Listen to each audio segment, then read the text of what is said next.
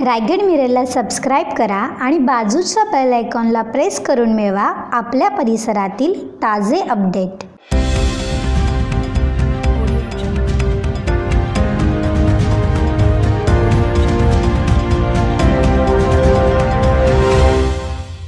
नमस्कार, ही एक मोठी बातमी आहे। ब्रेकिंग न्यूज आहे। मुंबई पुणे एक्सप्रेस वेवर अपघातात 3 जण ठार, 3 जण जखमी। मुंबई पुणे एक्सप्रेस वेवर खोपोली जवळच्या फुटमॉल जवळ एर्टिगा गाडी ट्रेलरला पाठीमागून धडकून एर्टिगा गाडीतील 3 जण जागीच ठार झाले, तर 3 जण जखमी झाले आहेत। त्यातील दोघांची प्रकृती अत्यंत गंभीर असून त्यांना MGM हॉस्पिटलमध्ये अधिक उपचाराकरिता हलवण्यात आले आहे, तर 1 जण किरकोळ जखमी आहे। एर्टिगा गाडीचा चेंदामेंदा झालाय। एर्टिगाच्या ट्रेलरला धडकली, त्या ट्रेलरमध्ये लोखंडी कॉईल होती।